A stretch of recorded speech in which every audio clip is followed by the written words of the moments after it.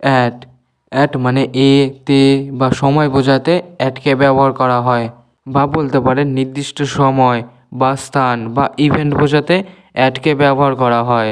For example, আমি স্কুলে ছিলাম, I was at school. I was at school. সে রাতে ঘুমায়, he sleeps at night. He sleeps at night. At সাধারণত পয়েন্ট বোঝাতে ব্যবহার হয়, যেমন ফিক্স টাইম, প্লেস বা স্মল লোকেশন বোঝাতে। অন অন মানে উপর, তারিখ বা দিন বোঝাতে আমরা অনকে ব্যবহার করি। সারফেক্স স্পেসিফিক ডে বা ডেট বোঝাতে আমরা অনকে ব্যবহার করি, যেমন বইটা টেবিলের ওপর আছে, the book is on the table. The book is on the table. আমি শনিবারে যাব, I will go on Saturday. I will go on Saturday. যদি কোনো জিনিসের ওপর কিছু থাকে বা কোনো নির্দিষ্ট দিনে কিছু হয়, তখন অনকে ইউজ করা হয়। ইন ইন মানে মধ্যে বা ভিতরে, কোনো জায়গার ভিতরে বা সময়ের বড় ইউনিট বোঝাতে আমরা ইনকে ব্যবহার করি, যেমন সে রুমের ভেতরে আছে, he is in the room. He is in the room. আমি জুলাই মাসে যাব, I will go in July. I will go in July. In use হয় লার্জার টাইম পিরিয়ড বা কোনো কন্টেনার বা এরিয়া ভিতরে কিছু বোঝাতে আমরা ইনকে ব্যবহার করি। টু টু মানে দিকে বা পর্যন্ত, মুভমেন্ট বোঝাতে বা ডাইরেকশন দেখাতে আমরা টুকে ব্যবহার করি। ফর এক্সাম্পল, আমি বাজারে যাচ্ছি, I am going to the market. I am going to the market. সে আমার কাছে এলো, he came to me. He came to me. To use হয় ডেস্টিনেশন বা মুভমেন্ট বোঝাতে, এক জায়গায় থেকে অন্য জায়গায় যাওয়ার সময়। ফ্রম ফ্রম মানে থেকে, অরিজিন বা শুরু করার জায়গা বোঝাতে, আমি প্যারিস থেকে এসেছি, I came from Paris. I came from Paris. সে সকাল থেকে পড়ছে, he has been studying from morning. He has been studying from morning.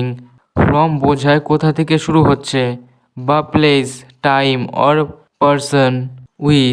With মানে সঙ্গে বা দিয়ে, কাউকে সঙ্গে নিয়ে বা কিছু ব্যবহার করে, আমি তোমার সাথে যাব, I will go with you. I will go with you. সে পেন্সিল দিয়ে লেখে, he writes with a pencil. He writes with a pencil.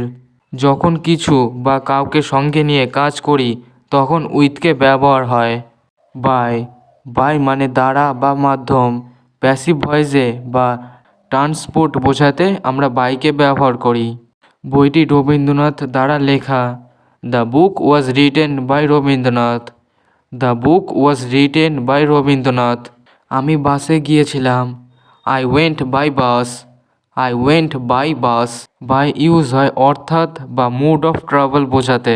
About about মানে সম্পর্কে, কোনো কিছু সাবজেক্ট বা বিষয় বোঝাতে আমরা অ্যাবাউটকে ব্যবহার করি। সে তোমার সম্পর্কে বলেছে, he talked about you. He talked about you. আমি ইতিহাস সম্পর্কে পড়ছি, I am reading about history. I am reading about history. কোনো কিছু নিয়ে আলোচনা বা তথ্য দিলে অ্যাবাউটকে ইউজ করা হয়। ওভার ওভার মানে উপর দিয়ে বা বেশি, উপরের দিক দিয়ে মুভ করা বা কোয়ান্টিটি বেশি বোঝাতে আমরা ওভারকে ব্যবহার করি। পাখি বাড়ির উপর দিয়ে উড়ল, the bird flew over the house. The bird flew over the house. তার বয়স 50-এর বেশি, he is over 50 years old. He is over 50 years old. Over use হয় ভার্টিক্যালি ওপরের কিছু বোঝাতে বা বেশি বোঝাতে। আন্ডার আন্ডার মানে নিচে, কোনো কিছুর নিচে কিছু বোঝাতে আমরা আন্ডারকে ব্যবহার করি। কলমটা টেবিলের নিচে আছে, the pen is under the table. The pen is under the table. সে চাপের নিচে কাজ করছে, he is working under the pressure. He is working under the pressure. Under use হয় কোনো কিছু নিচে থাকলে। ইনটু ইনটু মানে ভিতরে বা গমন বোঝাতে, কোনো কিছু ভিতরে মুভ করাকে বোঝাতে আমরা ইনটুকে ব্যবহার করি, যেমন সে ঘরের ভেতরে ঢুকলো, he went into the room. He went into the room. বিড়ালটি বাক্সের ভেতরে ঢুকেছে, the cat went into the box. The cat went into the box. Motion বা ইনসাইড বোঝাতে ইনটুকে ইউজ করা হয়।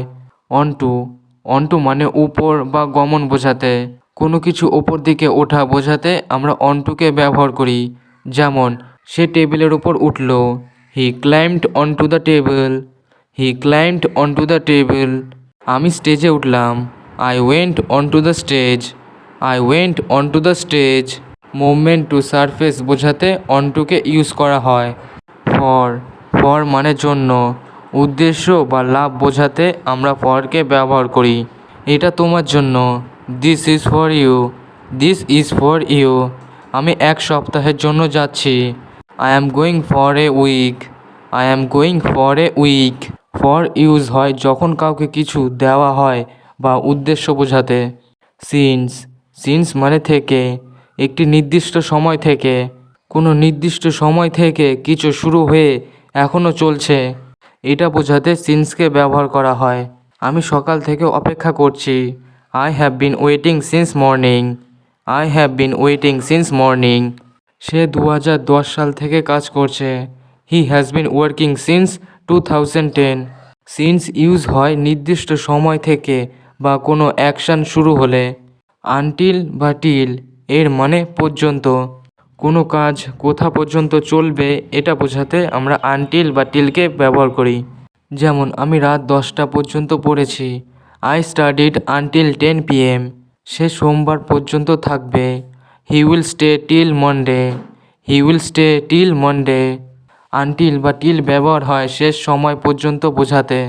আউট অফ মানে বাইরে বা এর বাইরে, কোনো কিছুর বাইরে বোঝাতে আমরা আউট অফকে ব্যবহার করি।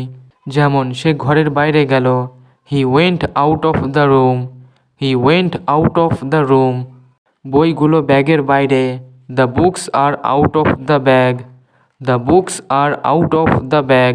যখন কিছু ভিতর থেকে বাইরে আসে তখন আমরা আউট অফকে ব্যবহার করি। অ্যাক্রস অ্যাক্রস মানে এক পাশ থেকে বা অন্য পাশে, একটি দিক থেকে অন্য দিকে মুভ বোঝাতে অ্যাক্রসকে ব্যবহার করা হয়। যেমন আমি রাস্তা পার হলাম, I walked across the road, I walked across the road. সে নদীর ওপারে গেল, he went across the river, he went across the river. Across বোঝায় কোনো কিছু একদিক থেকে অন্য দিক পার হওয়া। অ্যালং অ্যালং মানে বরাবর, কোনো কিছুর পাশে পাশে চলা বোঝাতে আমরা অ্যালংকে ব্যবহার করি। যেমন আমরা নদীর ধারে হাঁটলাম, we walked along the river, we walked along the river. সে রাস্তার পাশে হাঁটছে, he is walking along the road, he is walking along the road. Along use হয় কোনো জিনিসের পাশে পাশে চলা বোঝাতে। আফটার আফটার মানে পরে, সময় বা অর্ডার বোঝাতে আমরা আফটারকে ব্যবহার করি। যেমন আমি খাওয়ার পরে যাব, I will go after eating, I will go after eating. সে আমার পরে এলো, he came after me, he came after me. After বোঝায় সময় বা সিকোয়েন্সার, এর পরে কিছু ঘটেছে। বিফোর বিফোর মানে আগে, সময় বা অর্ডার এর কিছু আগে ঘটেছে।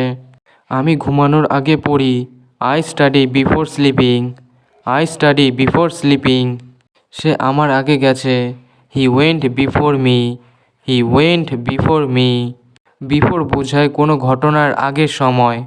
নিয়ার নিয়ার মানে কাছাকাছি বা নিকটে, কোনো কিছুর ভেরি ক্লোজ বা পাশে বোঝাতে আমরা নিয়ারকে ব্যবহার করি। স্কুলটি আমার বাড়ির পাশে, the school is near my house, the school is near my house. সে চেয়ারটার পাশে বসেছে, he is sitting near the chair, he is sitting near the chair. Near use হয় কোনো জিনিস ভেরি ক্লোজ ডিস্টেন্স বোঝাতে, not exact touching but close enough.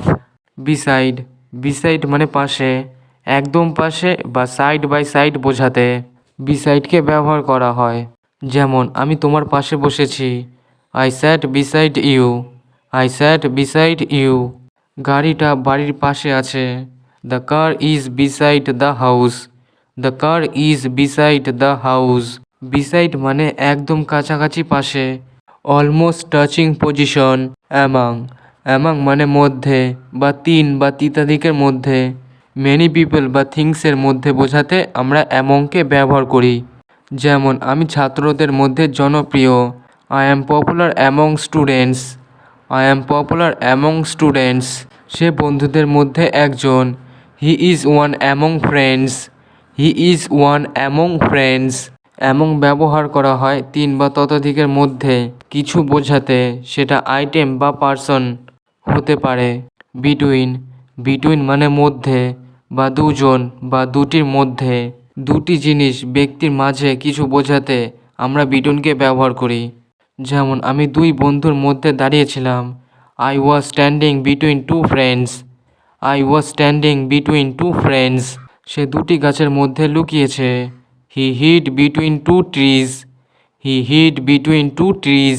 Between মানে দুটি জিনিস বা পার্সনের মধ্যে থাকা। আজকের এই ভিডিওতে আমরা শিখলাম সব ধরনের প্রিপজিশনের ব্যবহার, তাদের বাংলা মানে এবং তাদের কিভাবে সঠিকভাবে ব্যবহার করতে হয়। প্রিপজিশন ছোট হলেও এগুলো ব্যবহার কিন্তু ইংলিশ গ্রামারে একদম ব্যাকবোন বলা হয়। আশা করি আজকের ভিডিও দেখে আপনাদের কনসেপ্ট ক্লিয়ার হয়েছে। যদি ভিডিওটা ভালো লেগে থাকে তাহলে অবশ্যই সাবস্ক্রাইব করুন, লাইক দিন এবং কমেন্ট করে জানান আপনি কোন টপিকে নিয়ে ভিডিও দেখতে চান।